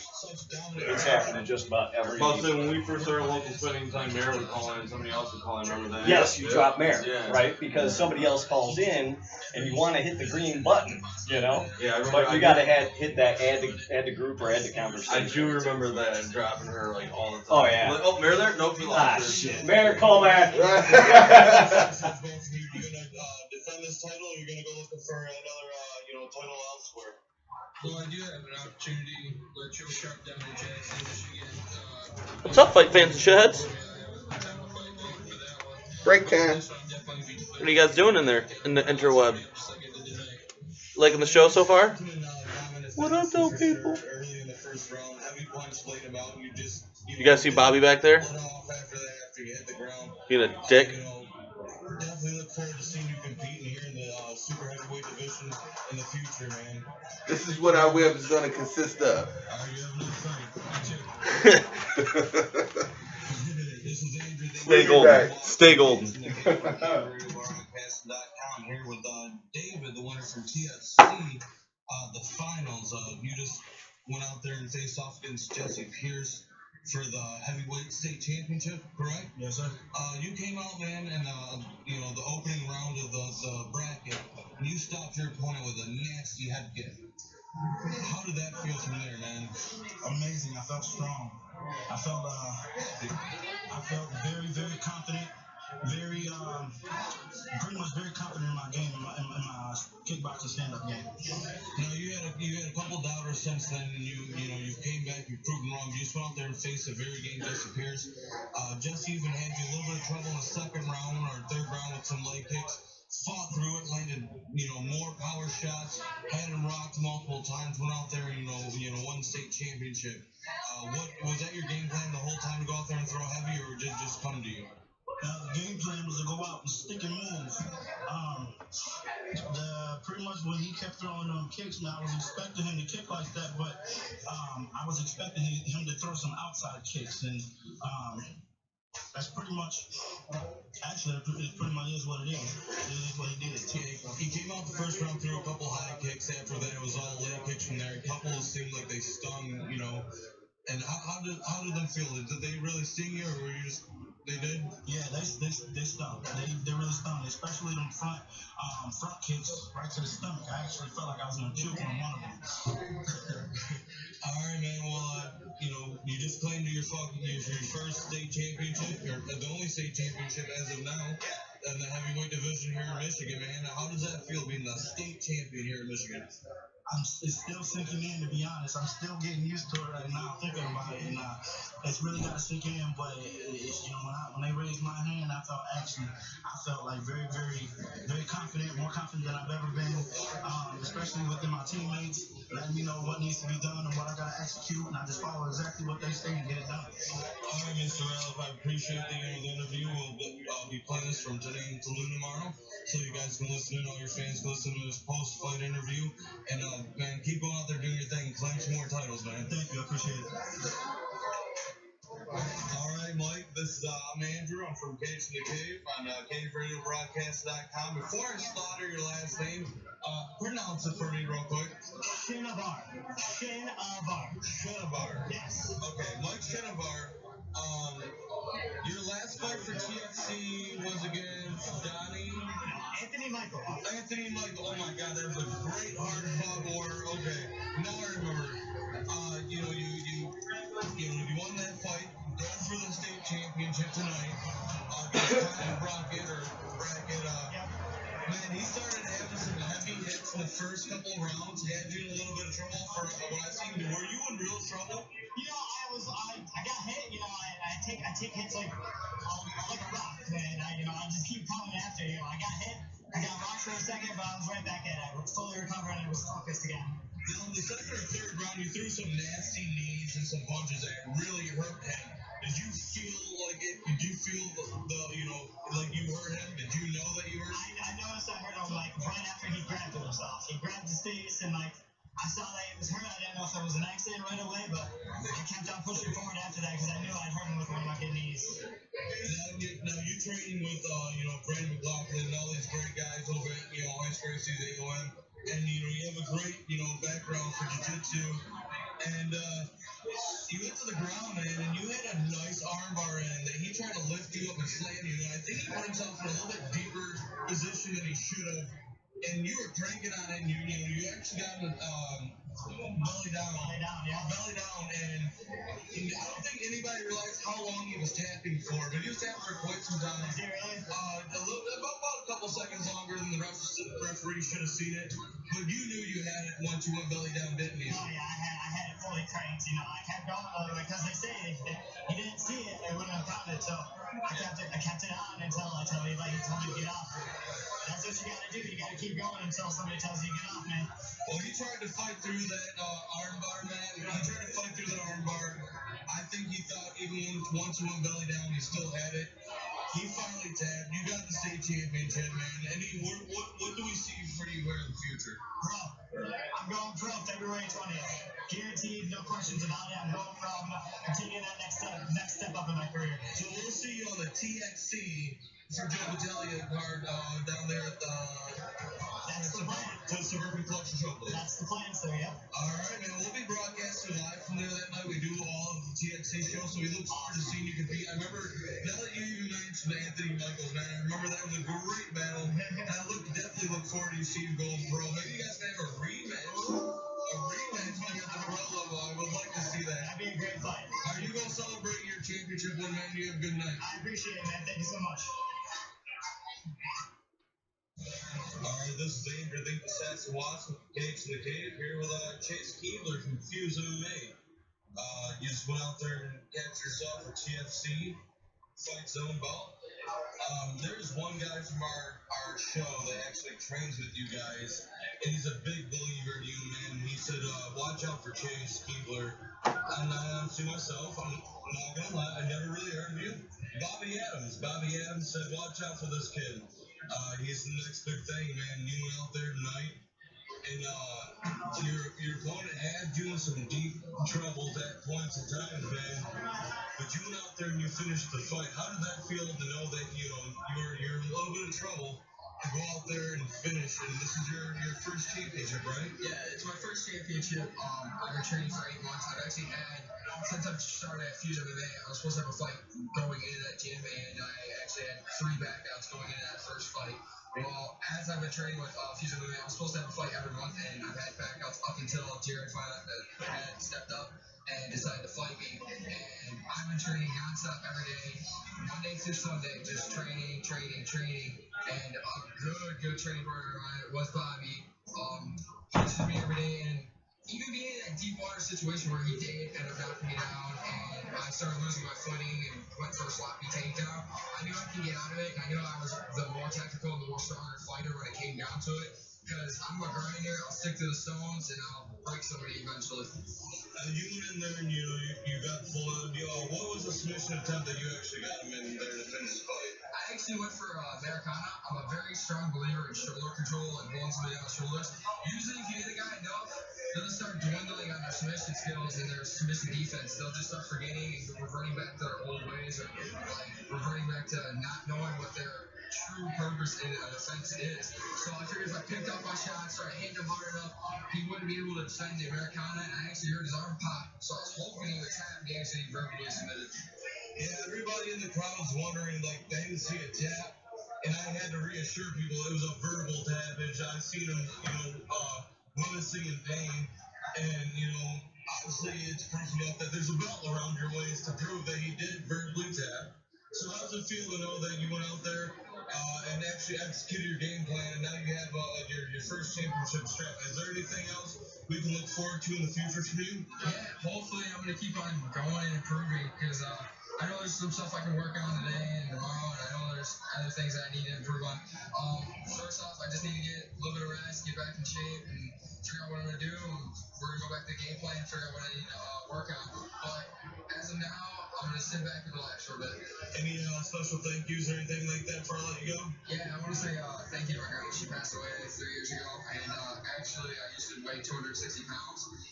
She set a fire in my life that ended up making me lose 120 pounds, and I just wanted to impress her tonight. I knew this was for her. All right, thank you, man. You have a good night. You go, celebrate your championship belt, and we'll talk to you next time. All right, thank you very much. Chase. Was it Chase interview?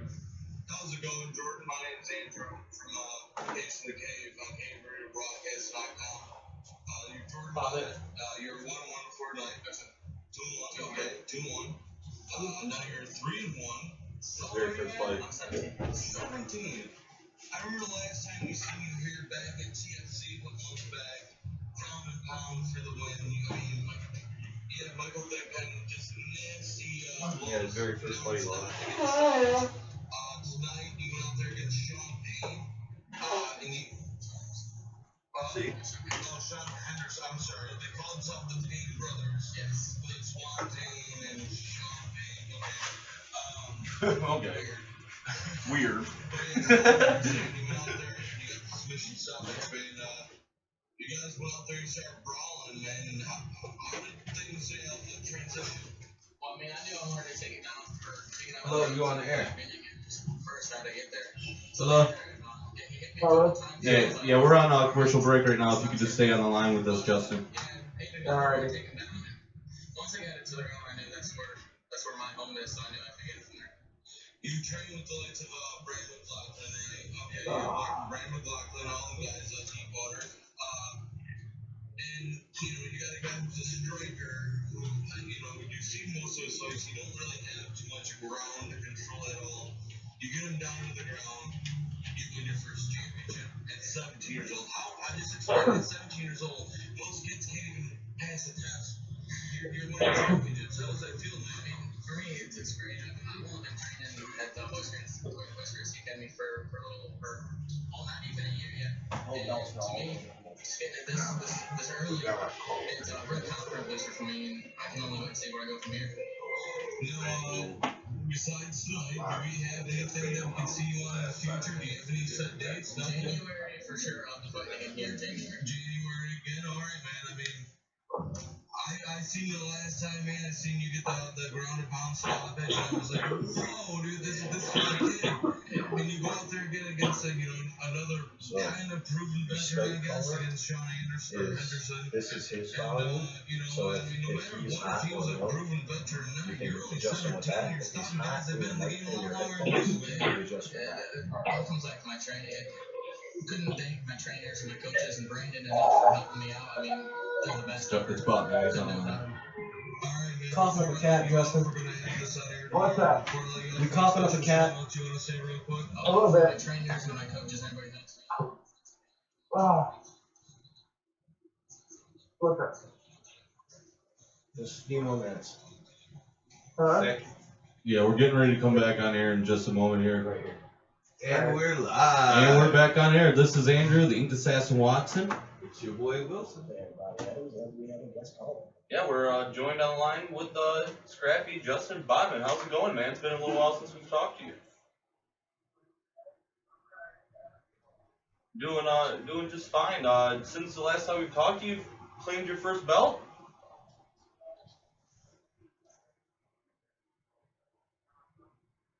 This is why I love talking to him. He wins a belt. He's like, yeah, I kind of did that. Come out there, just got a belt, you know. Wasn't nothing. So you weren't at the event last night, were you?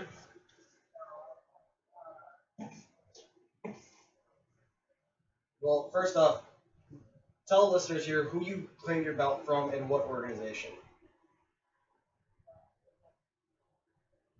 So you won that fight. How'd you win that fight?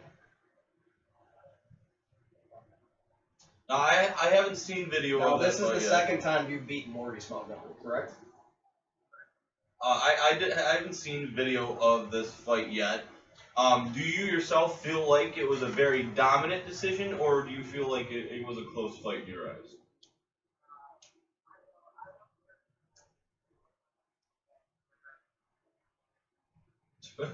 At least you're humble about it.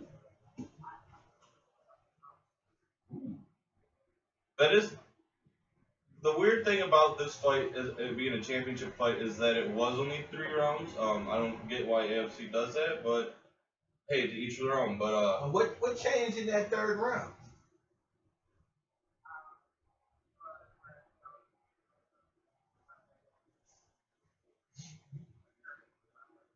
no, you that fight was set up only 2 weeks from the date, wasn't it? Like it was a couple weeks out from the date, from the 21st, and you guys verbally agreed to on Facebook.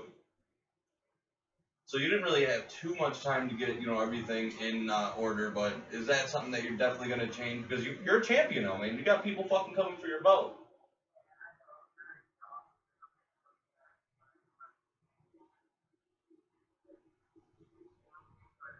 What did you?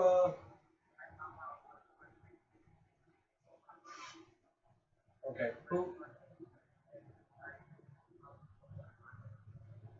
Who offered you a title shot?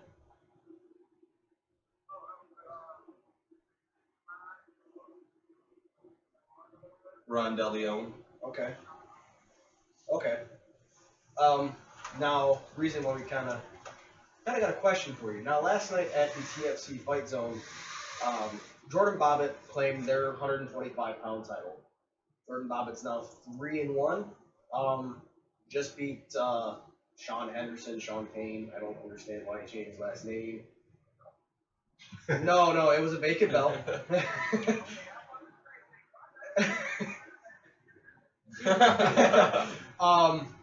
But yeah.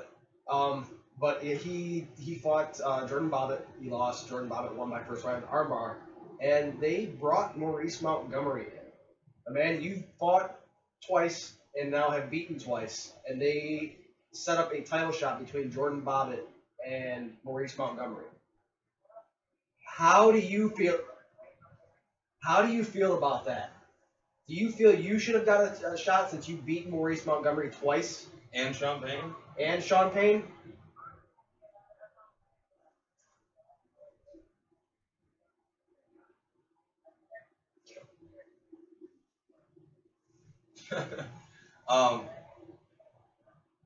Well, I know that their next card is in January. Yeah, you got a little bit of time to get ready, man, and that's I seen Brandon around last night at this event, and that's why I remember seeing Jeff, and I was like, I haven't seen Justin at all, but these are organizations like this that you can be competing in and winning belts, man. I mean, this is one of the top organizations in the state. Yeah, TFC is a great organization, especially. They do everything regulation based now when the regulations aren't even in place.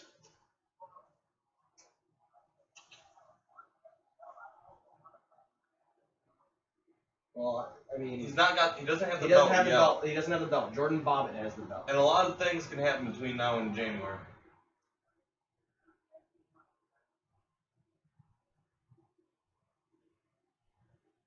Do me a favor. Why are you so nice? Go YouTube Jordan Bobbitt for me. Watch that kid fight. Jordan Bobbitt. He's only 17 years old, and he's actually a really good fighter, man. Last night he stopped Sean Payne Henderson. I don't know what the fuck his last name really is, but he stopped him with ease, man. And with his length and everything and his ground game, I don't think Maurice is actually going to have an answer. Maybe standing up, Maurice, might be able to do something. But once it hits the ground, Bobbitt's submission game is way leaps and bounds better than anything Maurice will have to offer. And I think that's where the fight will end. Personally, but I that's what confused me too. Is I did you just stroke out on me? No, I was trying to think of how I wanted to word this question. I seen myself that Maurice did say earlier in the week that he was done fighting. A couple other high level fighters said it. Do you know any reason behind why he said this?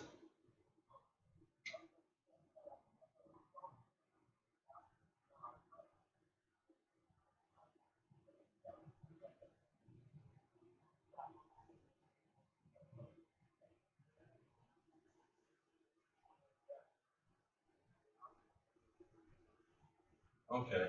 I mean, I understand you want to get, your cardio and everything in a fair, but you do need to get some serious training under your belt, my friend, whether it's with us, I think it's like a 6-week camp if you start right now. Right? Sadistic Warfare Fight Team, I don't know who exactly you're training with right now. But they got a guy named James Holloway, who is the man. I don't know who you're training with. You need to get some serious training, man. With Dan Nichols. Well, we need to figure out a way to get you into some serious training because, anytime I see you go out there and fight, man, you put it all in, you're all into it. You're undefeated for a reason. You got it, this is where the competition steps up from here. And, you need somebody to help you, plan the fights the right way and plan your fights for, bigger and better organizations. AFC is a good league to fight for and win starter about, but now it's time to really go up there and fight with the big dogs, man. And the big organizations like TXC, TFC, WXC, all these other places, are the places that I personally would like to see you start fighting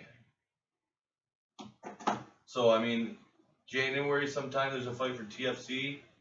If you want to get on that fight card, I'm pretty sure we can help you by talking to the matchmaker.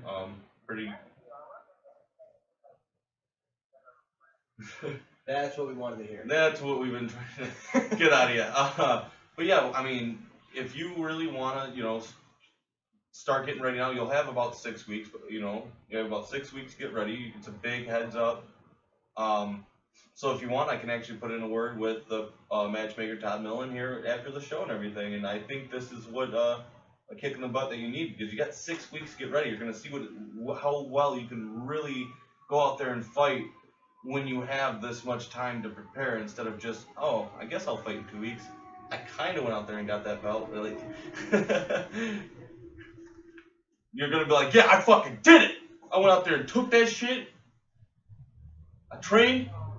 And I mean, Bobbitt's a fighter who's going to test you. He's a game fighter himself, and somebody you haven't fought yet. Instead of having these constant rematches or backouts. I know, but you shouldn't even have took that fight. I seen you beat him handily.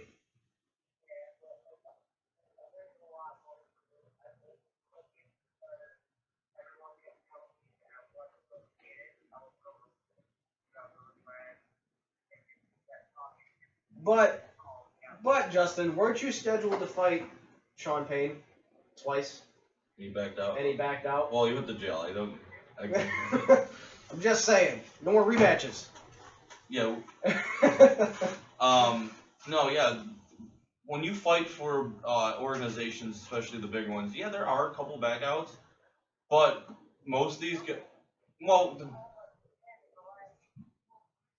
I mean, in the solidified organizations like TFC and TXC and things like that, there are going to be a couple backouts here and there from them fighters. But these organizations are more solidified. Guys, well, also on that, they also have guys who are constantly ready for the backup. Yeah, guys that will take fights in 24 hours.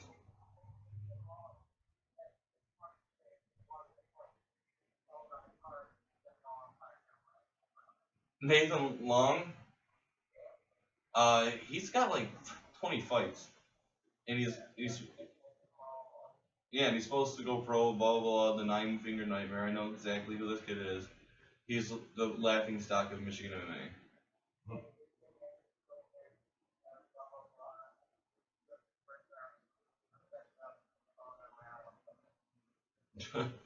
Yeah, that kid can't make up his mind for when he's fighting half the time.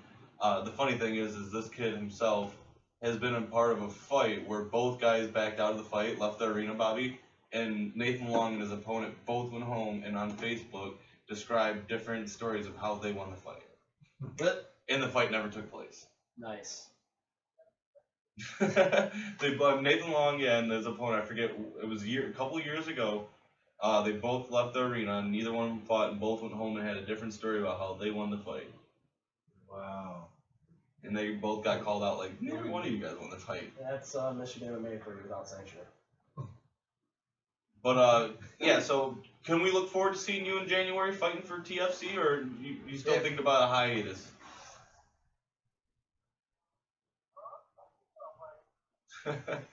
I'll contact Todd Millen today and see what we can figure out for you, if we can get you on that card and everything, man. As I said, you need to get your ass to some real training. You are a champion. You are a, I fucking love watching you fight. You know what I mean? You are a very scrappy fighter, man. You have heart, you have will, you don't break easily, and I would really like to see you.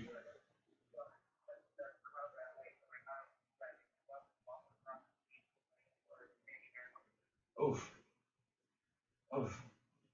We need to get you into like serious training, man. I know you train with Dan Nichols and them, but here's where shit gets serious, man. If this is what you really want to do, then this is you gotta take it serious.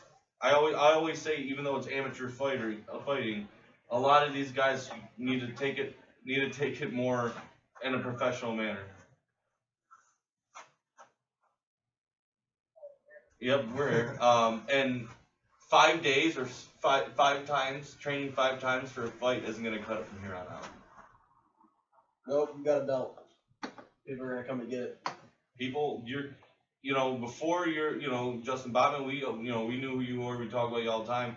But now you got a belt. Now everybody that goes to AFC knows who you are. Yeah, now everybody's gonna know who you are. You know what I mean? People are going to want to fight you more often now. Or back out more often. But that's when you go to more solidified organizations that have more solidified fighters, and you don't get so many backouts. But yeah, we'll definitely get in contact with Todd Millen and set you up and see if we can get you going, and I'll contact you later and let you know. But it's good hearing from you, man. Congratulations on the belt. Next time, don't let him whip your ass in the 3rd round, buddy. Well, that's when training comes into effect, and you'll get there, man. We have a lot of faith.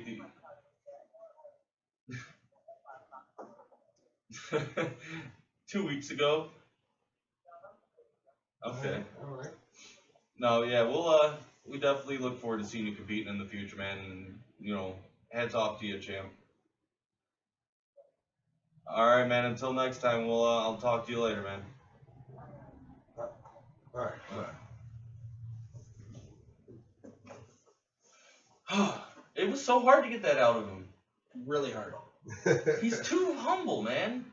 Just like No, that's what I'm talking about. The nice guy who just. But you He even hits heard a it. switch though. He hits a switch once he gets in the cage. Yeah, but you even heard it. Nice guy, you know what I mean? Fucking almost lost. Not because he's being too nice, because he ran out on the gas. Right. He training, like you said. Look at Dirty Dick in there painting. I wondered where he went. I was like, I didn't even know it. I opened the door. I almost knocked him over and shit. My bad. Oh yeah. I didn't even. I was like sitting here like, where the hell Rich going? I was like, well, there he is. But man, that was hard to get that answer out of him. I was trying to pull for it too. I know. Bobby's over here like, like heavy mouth breathing, like. Ugh. Well, they can see me on the camera. Yeah. But that. It's always hard to get answers like that out of him. Oh yeah. It took him for a while. Finally, it was like his 4th, 5th interview. He was like, "Yeah, I want to go out there and fucking finish that guy." It's like, yes, here we go. That's what I want. This time he's like, yeah, like it's to start off the interview. Yeah, I went out there and kind of got it myself. Well, yeah, you're gonna get it yourself. Oh, Wilson's letting us know we got 5 minutes like a real board operator. Yeah. Gotta get into the motions and shit. Holy shit.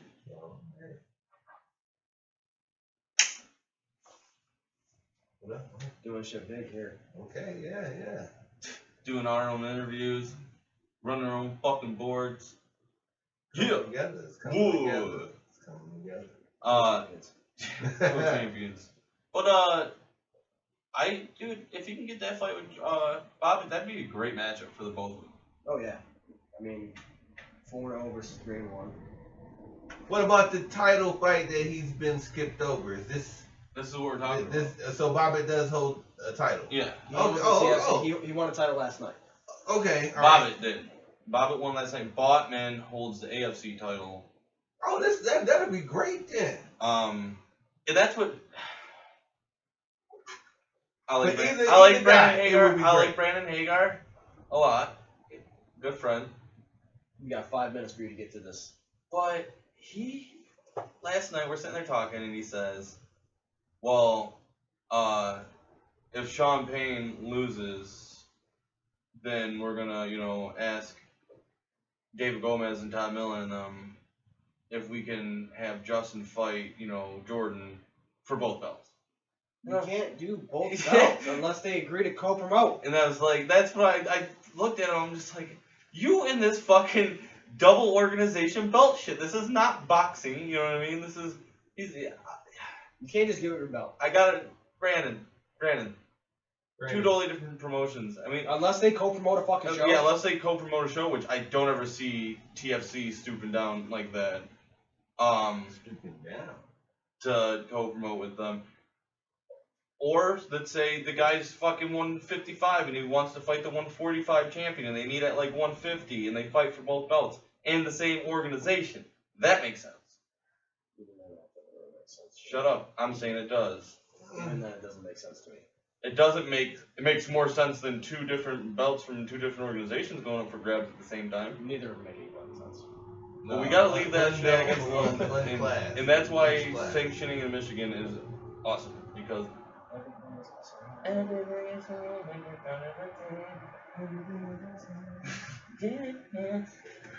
alright. Fucking Lego movie. But no, that was great. Yeah. Botman for a title, that'd be great to see in TFC in January, man. I hope he takes his training serious and if the fight can fruition. Yeah, even if he just gets on the card for a contender fight or something. No, that's the fight. That is the fight to make. I'm gonna let Tom Millen know that, like, look, you see this Facebook status, Todd? Maurice is done fighting. But that's it, man. We covered the whole TFC event. You guys heard the interviews here live. Podcast will hopefully be up soon this week, like ASAP.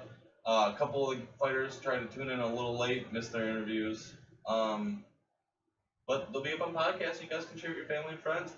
And to make it real easy on everybody, if you want to listen to the show and you don't want to sit there on your laptop, because that's one problem. Somebody said, "Oh, what do I do now that I'm on the face page on my phone?" Just download the Cave Radio app. Cave Radio, one word on your Google Play Store or Apple iOS, and you can listen to it right there on your phone. Other than that, CaveRadioBroadcasting.com, Cave Radio Sports, and we re-air Wednesdays from 6 to 8 p.m. And we do encourage call-ins. If you was at the fights or you was somewhere else in South Bend covering the fight, call in, let us know what's going on. And I wish I could see our sponsor boards, but I can't even see names from over here to start naming off sponsors. But Amazon. Yeah, go to the Amazon page or go to our page. Adam and Eve. Well, go to our page. Detroit Beard Collective. Shoes. Griffin Auto Repair. Cave Radio. All Grow Hydro. Yeah, we just made that, real. But Rich there shaking his head at us. That does it for this week, you guys. Any shout outs or anything before we get off air? Oh, of course, shout out to the Wilson clan. Shout out to the Lions for doing their thing. Tear it up. Bobby can't control it. You know what's awesome? I have not seen like one Lions fucked up thing in a couple of weeks. I'm like, yeah, they're on a winning streak. How about that one on Friday though? I didn't. What one? Checkmate. Oh, fuck you. That was nasty. Back Oh to yeah, Wilson. and you know, all our fans, you know, our guests today, and everybody who's, you know, tuning in, whether you like us or not, you still listening. Appreciate you. Bobby? Shout out to the guys at Fuse, man. Great work last night. I don't know, you showed me that Oh, list yeah, of the that- belts they that- all that in there. team Dude, it's did- fucking impressive. Yeah. That was the winning team That's last the team. night. That's the team to beat. That's the winning team at every event. There you go. Yeah, they've had one loss, and that was a guy who took a fight on 1 day notice in the past like 4 or 5 events. And he still was holding his own. He still was holding his own. For quite some time. So It's not like he even really got beat badly. He got caught in he got caught. in a rare situation. Right.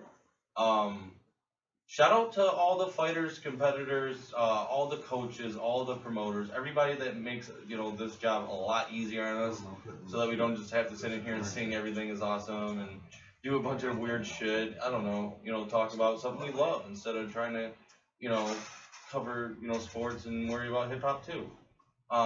We get to actually love our sport and sit here and break it down every single week for the fight fans.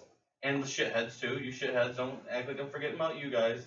But I'm not, I'm not into I don't know. There's nothing else for me to cover. I don't like every single sport. I don't know music all that well. I don't fucking work on cars. I all these shows here on Cave Radio, I love every single one of them.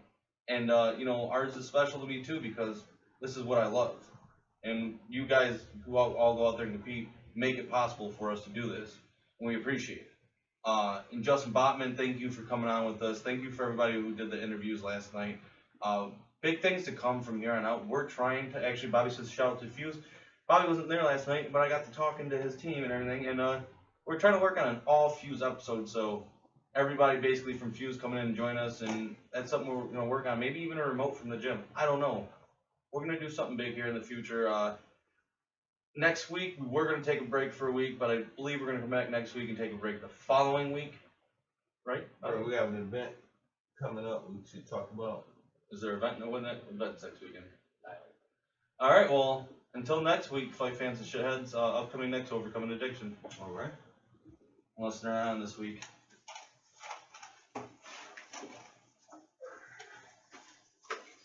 This is go-to bro.